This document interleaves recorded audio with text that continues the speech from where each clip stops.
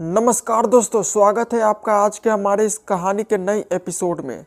दोस्तों, यह कहानी है बिहार के एक छोटे से गांव की, जहां सूरज तो रोज सुबह जल्दी उगता था, लेकिन धुंधली गलियों से होकर खेतों तक पहुंचने वाला यह सूरज मानो हर सुबह मेहनत की कहानी सुनाने आता था।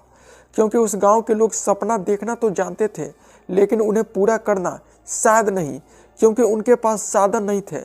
थी तो केवल उम्मीदें, और राजू भी इन्हीं उम्मीदों से भरा हुआ था। उसके पास भी बड़े सपने थे। उसका सपना था क्रिकेटर बनने का, लेकिन यह सपना उसके परिवार की गरीबी और समाज की सीमाओं के कारण लगभग असंभव सा लगता था। क्योंकि राजू का परिवार एक छोटे से मिट्टी के घर में रहता था, जिसमें बारिश के दिनों में छत से पानी भी टपकती थी और गर्मियों में दीवारें तपती थी। वहीं उसके पिता रामलाल, जो कि दिन रात खेतों में मेहनत करते थे, लेकिन फसल का दाम इतना कम मिलता था कि उस पैसे से घर चलाना भी मुश्किल हो जाता था। वहीं राजू की मां सीता, जो कि उस गांव के अमीर घरों में काम किया करती थी, और उनकी कमाई से ही उस घर में मुश्किल से 2 वक्त की रोटी जुट पाती थी। वहीं 3 बड़ी बहनों की शादी का बोझ और खुद राजू की पढ़ाई के खर्चे ने परिवार को और परेशान कर रखा था। जैसा कि आपको पता चल ही गया होगा कि राजू का बचपन बहुत ही गरीबी और संघर्षों के बीच बीता था। बात करें पढ़ाई की तो स्कूल में भी वह औसत ही छात्र था। उसका ध्यान पढ़ाई में बिल्कुल भी नहीं लगता था, और लगे भी कैसे, क्योंकि उसकी असली दुनिया तो क्रिकेट थी। हर शाम जब बच्चे अपनी किताब लेकर पढ़ाई करने के लिए बैठते, तब राजू अपनी गली में लकड़ी का बल्ला लेकर खेलता। वहीं आपको बता दें कि राजू का बल्ला एक टूटी हुई लकड़ी का टुकड़ा था, और उसकी गेंद पुराने कपड़ों को लपेटकर बनाई गई थी। उस गांव के बाकी बच्चों के लिए यह खेल केवल मनोरंजन का था, लेकिन राजू के लिए तो यह उसका सपना था। एक दिन की बात है, जब अचानक से उसकी मां ने भी उसे खेलते हुए देख लिया। तब उसकी मां ने गुस्से से बोला, बस तू दिन भर यही खेल, कुछ पढ़ाई लिखाई करेगा या तू भी अपनी बाप के तरह खेतों में मजदूरी करेगा। तब राजू ने पूरे विश्वास के साथ कहा, माँ तुम ऐसा क्यों बोल रही हो? तुम देख लेना, मैं एक दिन बहुत बड़ा क्रिकेटर बनूंगा। तब तुम देखोगी हमारी गरीबी हमेशा के लिए खत्म हो जाएगी। माँ ने उसकी बातें तो सुनी, लेकिन उन्हें उसका सपना एक मजाक लगा। दोस्तों, असली कहानी तो अब शुरू होती है। होता यह है कि उस गांव के सरपंच ने गांव के लड़कों के लिए क्रिकेट टूर्नामेंट आयोजित करने का फैसला करते हैं, और यह टूर्नामेंट काफ़ी खास था, क्योंकि शहर से काफ़ी नामी कोच मुरली सर जो आने वाले थे। और राजू ने भी इस टूर्नामेंट में शामिल होने का फैसला किया, लेकिन समस्या यह थी कि उसके पास न तो जूते थे, न ही क्रिकेट किट।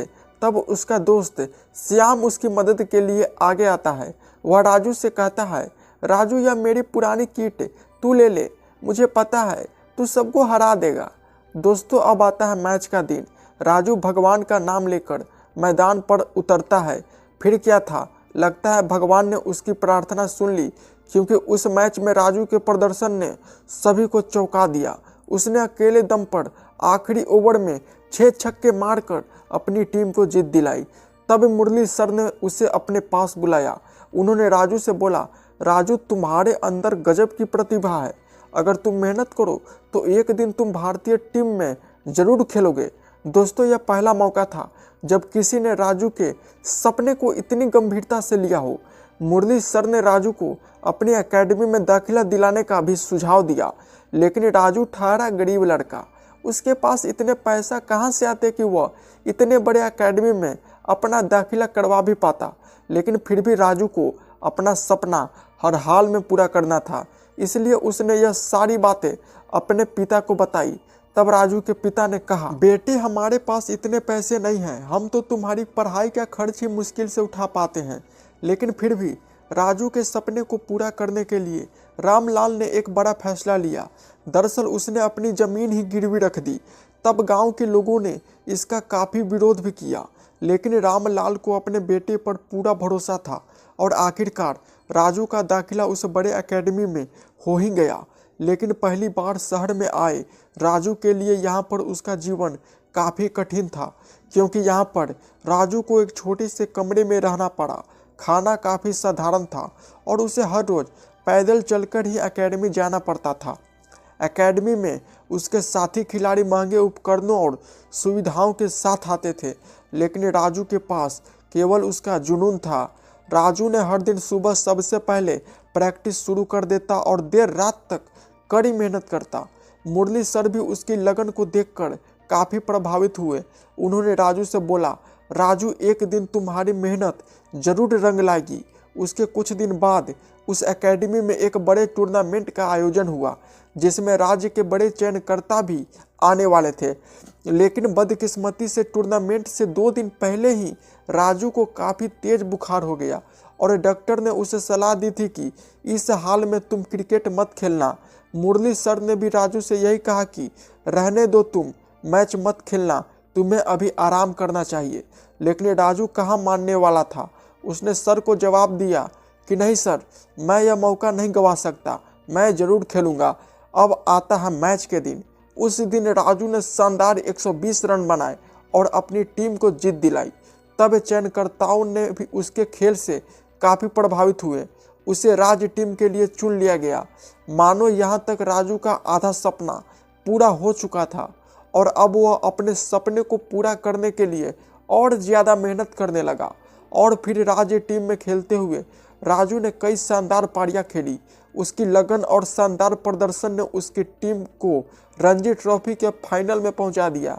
अब आता है फाइनल मुकाबला के दिन। उस दिन राजू की टीम काफ़ी मुश्किल में थी। आखिरी ओवर में 12 रन चाहिए थे। तब राजू ने आखिरी गेंद पर छक्का मारकर अपनी टीम को जीत दिलाई।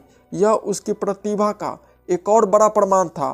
फिर क्या था, रणजी ट्रॉफी के प्रदर्शन के बाद राजू का चयन सीधे भारतीय टीम में हो गया। यह उसके सपने के पूरा होने का पहला कदम था, क्योंकि उसके जैसे प्रतिभाशाली खिलाड़ी को ही भारत की सख्त ज़रूरत थी। बता दें, राजू ने भारतीय टीम की तरफ से खेलते हुए पहले ही मैच में 85 रन बनाकर टीम को जीत दिलाई। उसकी बल्लेबाजी ने उसे रातों रात स्टार बना दिया।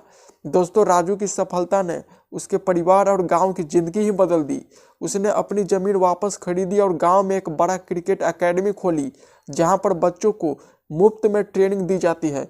दोस्तों, राजू की कहानी हमें सिखाती है कि मेहनत और विश्वास से हर सपना सच हो सकता है। फिलहाल आज की कहानी हमारी यहीं पर समाप्त होती है और यह कहानी आपको कैसी लगी आप हमें कमेंट में जरूर बताएं।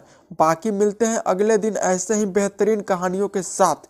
तब तक के लिए जय हिंद, जय भारत।